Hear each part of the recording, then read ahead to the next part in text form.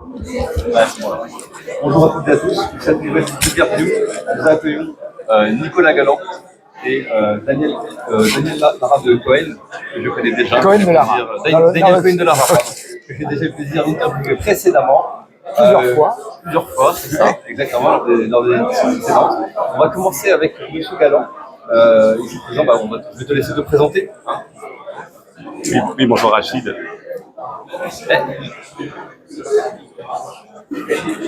Nicolas Galland, j'ai créé donc la lettre d'investissement Momentum, qui est basée sur l'analyse technique. Et je suis journaliste à Capital. J'ai aussi écrit le livre donc, Les figures chartistes d'analyse technique, chez JDH Éditions. D'accord. Alors, comment te dire, au sein de la FAT, il y a une série de livres qui sont en cours d'édition. Ouais. Ah, pardon. Au sein de la FAT, on a un certain nombre de livres qui sont en cours d'édition. Celui-ci est le numéro combien? C'est le 3e, en fait, c'est celui qui vient juste après, donc les actifs et instruments financiers sur les marchés, donc, qui sert à planter le décor. Ce n'est pas spécifiquement sur l'analyse technique, c'est plutôt pour comprendre les rouages des marchés financiers, de la finance, de la bourse. Et puis le numéro 2... C'est d'être plus fort et de pas être plus fort. Il faut peut-être coller le micro vraiment à la bouche. Ouais, très proche. Donc le numéro 2, c'est les chandeliers japonais de Daniel Cohen de Lara. Donc c'est la représentation des cours de bourse. Pas faire mieux. Je suis désolé, je peux pas faire mieux avec ça. Ah oui, tu parles plus fort aussi là. Ah d'accord. Tu parles plus fort aussi. Voilà, on va voir. Ouais. Allô, allô. Ouais. Bon, très bien. Il faut vraiment le coller, hein, et puis voilà. Donc oui, je te laisse reprendre par rapport à ton livre. Donc c'est le numéro 3, tu disais. Et... Donc c'est sur les figures chartistes de l'analyse technique. Donc c'est sur les figures de retournement et de continuation. En fait, ce sont des figures qui permettent un peu de rythmer les tendances sur les marchés. D'accord. Une figure de continuation, c'est une figure qui constitue une simple pause dans une tendance existante. En fait, le marché reprend son souffle et ensuite, une fois que par exemple une situation de surachat est gommée dans le cadre d'une tendance haussière, eh bien la tendance haussière reprend ses droits. D'accord. Et quelles sont celles que tu as pu détecter en ce moment sur les marchés? Eh bien, par exemple,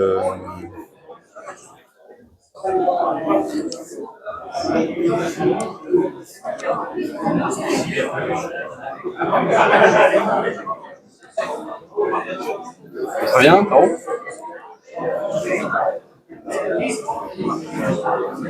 Et par exemple, sur Crédit Agricole,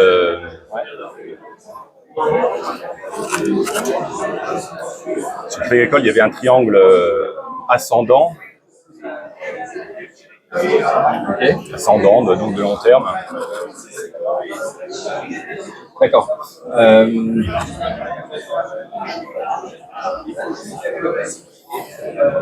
Disons, quelle valeur, alors, ma première question, ça va être quelle valeur ou secteur incite à la prudence du point de vue des figures chartistes?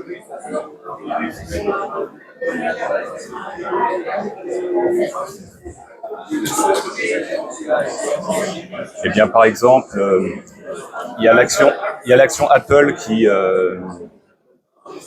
donne des signaux inquiétants. Elle a marqué un pic au même niveau que le pic précédent. Elle vient de casser un support.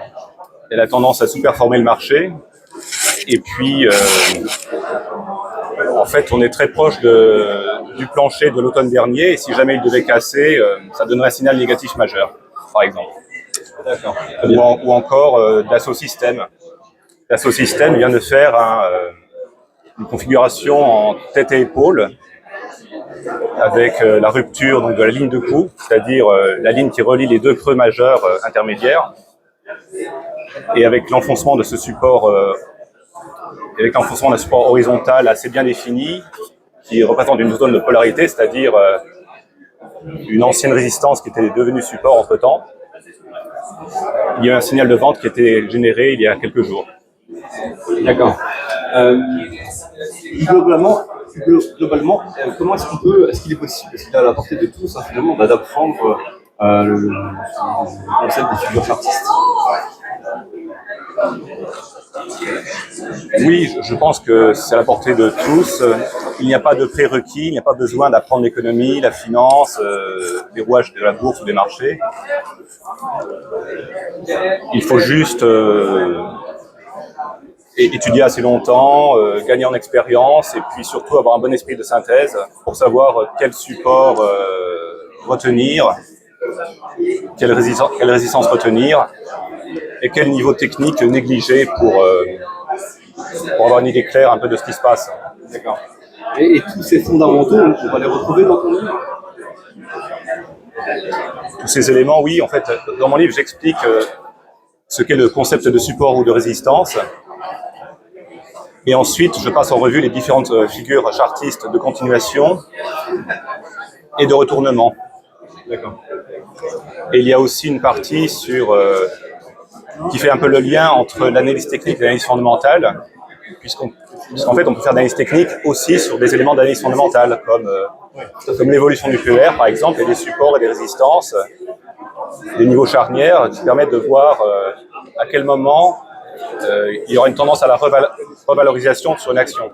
D'accord. Comme c'était le cas, par exemple, pour le luxe, à partir de la deuxième moitié des années 2010, par exemple. Très bien, ça marche. Je te remercie pour ton intervention. On va passer maintenant la parole à mon cher Daniel. Cohen de Lara. Oui, Cohen de Lara. Je vais essayer de parler plus fort, mais déjà, en fait, le micro, il sert pas à grand chose, j'ai l'impression, là. Il marche pas terrible. Je vais essayer de parler fort. Et quand je parle comme ça, vous m'entendez au fond? Alors, j'ai posé le micro, alors. Non, t'en as besoin? Non. Ben, vous l'entendez? Ok. Donc, je vais essayer de parler fort. Voilà. C'est vrai que ce qu'il faudrait, c'est qu'on ait un espace vraiment Oui, comme on a d'habitude de l'autre côté. Voilà, c'est ça. Merci d'être venu quand même. Est-ce que tu pourrais te présenter pour ceux qui ne te connaissent pas? Il y en a beaucoup, malheureusement. Alors, donc, non, Daniel Cohen de Lara. Alors, j'ai plusieurs casquettes. Hein. Je suis associé dans une société de conseils boursiers, de formation à l'analyse technique, aux techniques boursières et de rédaction également d'analyse technique. Nicolas Galland Capital est un de nos clients puisqu'on fait régulièrement des analyses techniques pour la lettre que Nicolas a créée qui s'appelle Momentum. Donc régulièrement, il nous demande des analyses. Donc ça, on fait voilà notre activité. J'ai été pendant 5 ans jusqu'à avant-hier soir.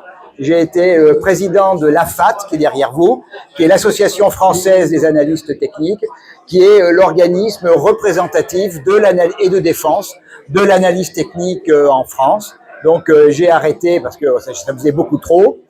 Le livre dont on va parler est le deuxième livre que j'ai écrit en 6 ou 7 mois. J'ai écrit un premier livre sur lequel tu m'as fait le plaisir de m'interviewer au mois de septembre sur la méthode Ishimoku.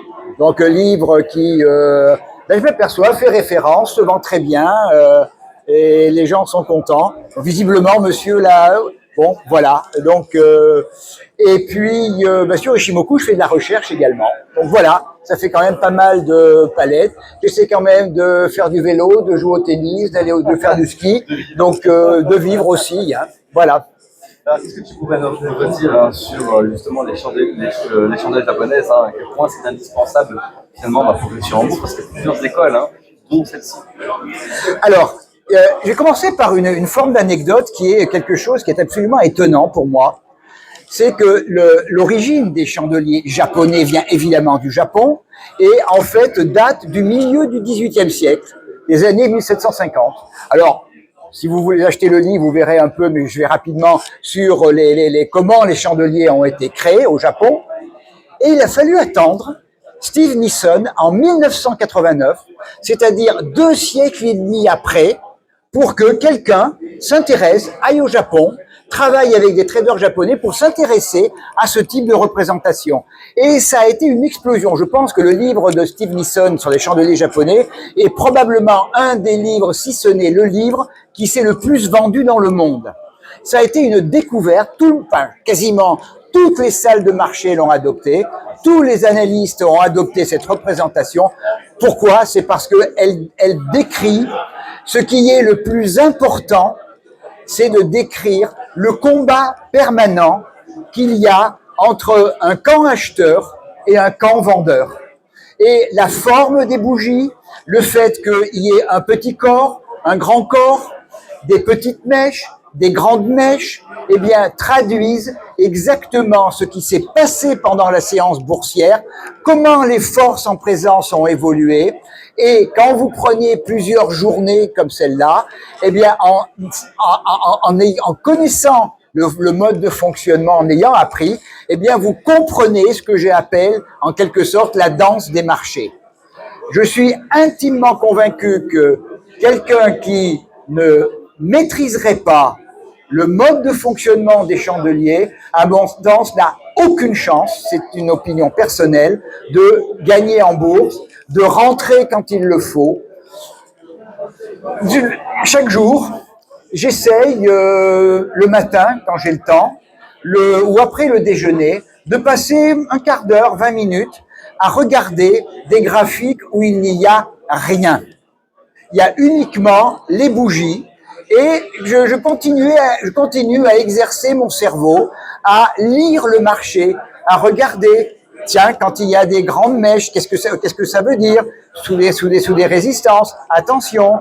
Quand on a une série de grands corps, qu'est-ce que ça veut dire? De traquer les figures de retournement, des structures de retournement, des structures de continuation. Donc et les plus grands traders sont des gens qui pratiquement n'utilisent aucun indicateur. Ils ne font que lire le marché. Et maîtriser les chandeliers japonais, c'est apprendre à contrôler et à maîtriser le combat permanent entre acheteurs et vendeurs et de lire le marché. Combien je vois sur les réseaux ou autres des gens qui prennent des positions qui sont contraires au sens de marché. Parce que, eh bien, ils se fient aux indicateurs, ils se fient à des éléments techniques, mais le plus important, c'est de savoir lire le marché. Vraiment, c'est la base de tous les éléments. Après, on peut mettre d'autres indicateurs, mais à un moment donné où déjà on a compris comment le marché fonctionne. Le passage, par exemple, entre mon livre et celui de Nicolas, eh bien, c'est déjà quelque part un peu mettre en application, ni plus ni moins, parce que par exemple, je lisais dans le paragraphe où il parle de triangle, eh bien on retrouve en permanence la danse du marché à l'intérieur d'un triangle et des figures de retournement à chaque fois que les prix vont venir toucher, eh bien ou la branche haute ou la branche basse du triangle. Donc tous les éléments qui viennent derrière un analyse technique et toute la collection qui va venir sont des éléments importants pour former sa maîtrise de l'analyse technique. Mais s'il n'y a pas ce préalable, cette base qui est la compréhension du marché, eh bien, j'aurais tendance à dire un peu science sans conscience n'est que ruine de l'âme. C'est ça un petit peu les deux leitmotivs qui m'ont guidé. Moi, j'aurais plutôt dit que ça ressemble au casino, pour faire plus simple. C'est pas du tout du casino. Alors là, non. Alors, je veux dire, c'est dans le sens où si on ne prend pas les fondamentaux, finalement... Ah, tu fais du casino. On fait du casino. Oui, absolument, absolument. Et c'est un peu ce que font, et ce que j'ai fait, ce que font à un moment donné tous les débutants, et ce que j'ai fait sur un autre livre là qui est sorti sur marché en aparté, où j'étais interviewé, ben, j'explique mes 2 premiers portefeuilles cramés. Voilà, et puis donc, quand on a fait n'importe quoi, quand on a perdu de l'argent, eh bien, c'est une bonne motivation pour se dire que peut-être qu'il faut que je fasse correctement, qu'il faut que j'apprenne, qu'il faut que je comprenne. Est-ce que, selon toi, justement, la compréhension des chandeliers japonais permet de réussir en bourse? Est-ce qu'on peut quand même faire sans? Pour moi, non.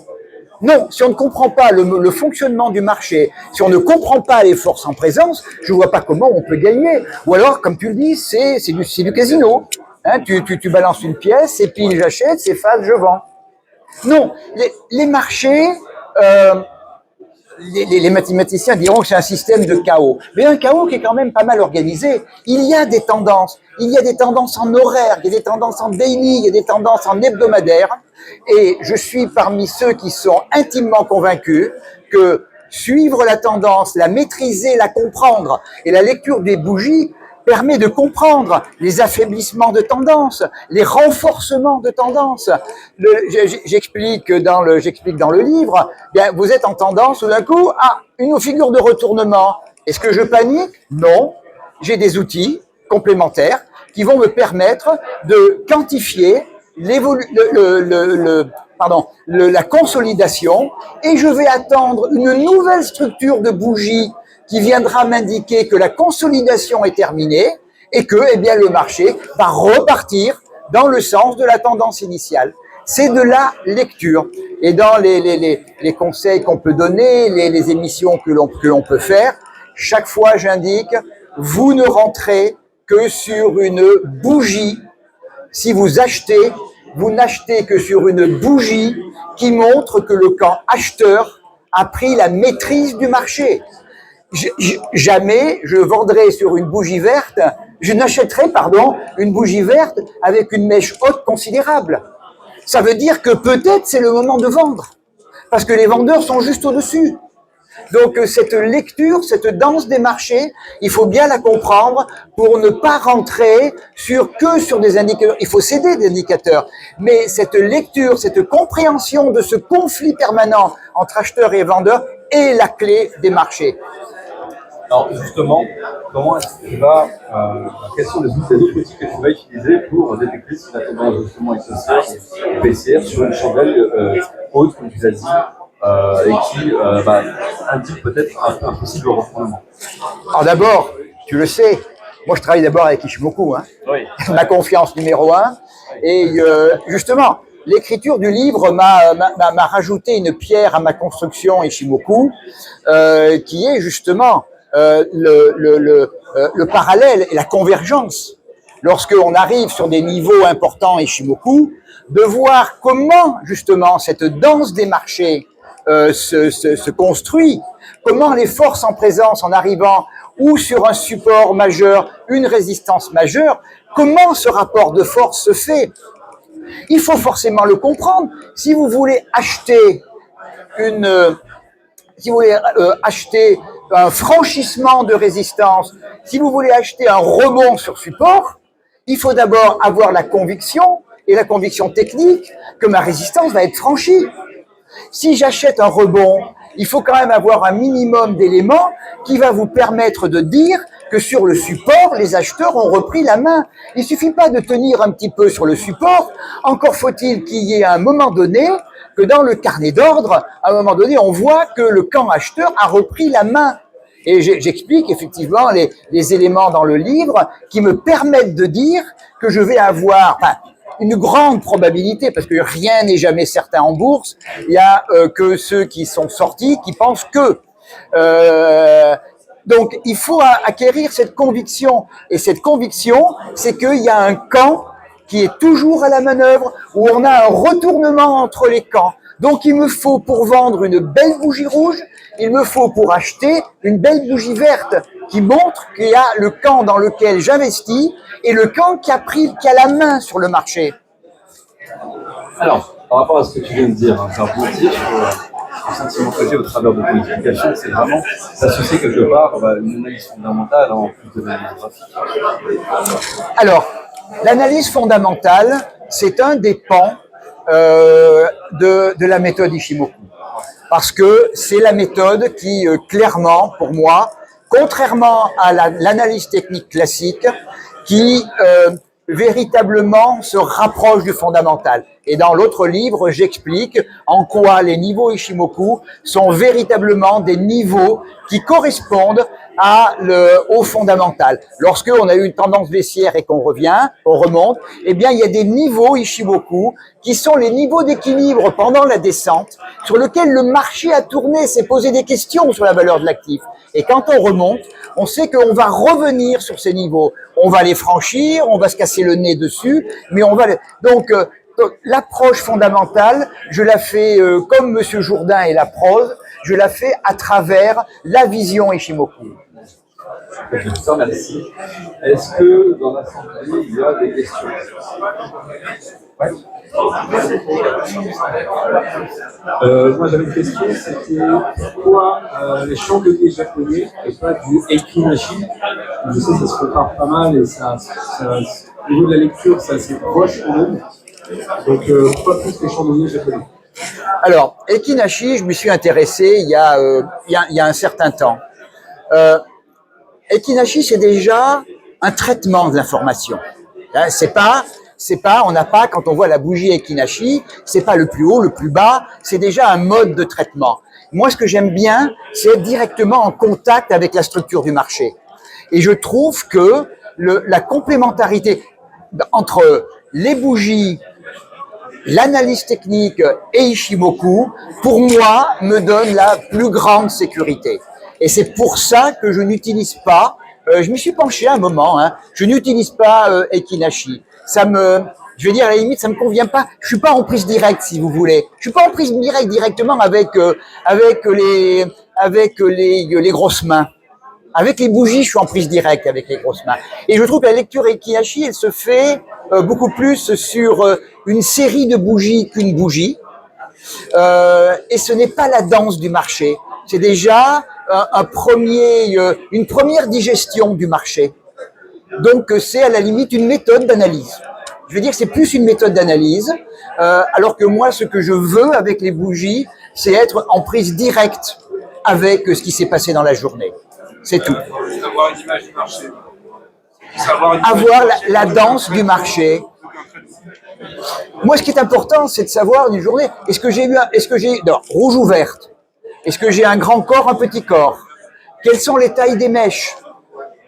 Ça, c'est vraiment, c'est la lecture directe qui me permet de juger. C'est une journée d'indécision.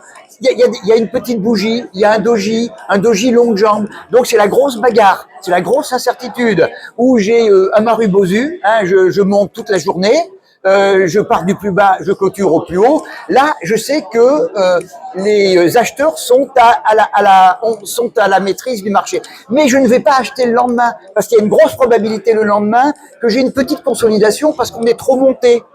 Et j'attends la petite consolidation éventuellement pour me décider ou pas de repartir dans le sens de la tendance. C'est vraiment cette prise directe, si vous voulez, dont j'ai personnellement besoin. Il y a une autre question là. Est-ce que TimeFrame c'est le plus efficace cette stratégie d'analyse? Excusez-moi, Le timeframe, quel timeframe c'est le plus efficace d'analyse des bougies japonaises? Alors, il n'y a pas de time frame qui est le meilleur. Tout dépend si vous vous sentez bien dans dans des investissements de type scalping. Si vous êtes à l'aise sur du day trading et vous savez que à la fin de la journée vous allez sortir, ou si vous faites du swing trading, ou si vous faites du moyen long terme, vous allez adapter votre time frame à votre type de travail. Ça, c'est la première chose. La deuxième chose, moi, ce que j'aime, d'abord, vous avez compris, c'est de comprendre la danse des marchés. C'est pour ça que, par exemple, dans les ranges, je change d'unité de temps, je descends dans l'unité de temps de manière à disséquer mon range entre phases qui, dans une unité de temps plus courte, vont me redonner des tendances de plus court terme, et je vais traiter la tendance de très court terme. Donc, je vais adapter mon time frame tout simplement au rythme du marché. Alors, on a encore quelques minutes pour C'est un peu du fractal. Est-ce que c'est un peu du fractal? Oh, c'est trop compliqué pour moi. J'ai essayé à un moment donné, mais non. Excusez-moi. Est-ce que c'est possible de faire sur par exemple, est-ce que c'est possible les Japonais qui vont faire ça et par la suite pour aller poser des mots de passer? À ce moment-là, vous venez dans l'après-midi sur le stand. On va regarder parce que là, je peux pas vous indiquer comme ça. C'est véritablement en regardant sur le graphique. Donc, vous êtes le bienvenu à un moment où il n'y a pas trop de monde pour venir. Et puis, on parcourt ensemble. Hein. Vous êtes tous les bienvenus d'ailleurs hein, sur le stand. Et on parcourt ensemble et on commente ensemble. Alors, peut-être une dernière question. Non. Très bien. Eh bien, Nicolas, Daniel, merci pour votre intervention. C'est un plaisir de vous revoir. Eh bien, absolument. Oui, merci. Il n'y aura pas de livre la prochaine fois. Enfin, si, je vais en parler parce que la collection, donc ce qu'on présente ici, c'est le début de la collection. Et en septembre, il y aura au minimum un nouveau livre, peut-être deux, je ne sais pas. Donc, je verrai avec André que tu puisses recevoir l'auteur du livre ou des livres qui vont sortir. Avec grand plaisir. Ça portera à 6, hein, je crois. À 5 ou 6. Et petite confidence, la personne qui est à ma droite, c'est lui, donc Nicolas, qui est en train, je ne sais pas s'il a commencé, ou bien avancé, à écrire le 4e. Oui, alors. Oui, donc ce sera un livre plus concret, plus plug and play. C'est moins sur la théorie, c'est plus sur la pratique. Ce sera une succession de cas pratiques, de figures de continuation de retournement, avec quelques configurations de chandeliers japonais aussi. D'accord, très bien. Ben, c'est parfait, bon, on attend ça avec grande impatience. Ce qui sera en fait la synthèse entre les deux premiers livres qui donne véritablement la base de l'analyse technique. Ouais, je dis plus rien. C'est bon, c'est bon. Je me tais. Tu sais, quand tu me passes la parole, la difficulté, c'est de la reprendre. Eh Hein. oui, très bien comme ça. On se connaît. Oui.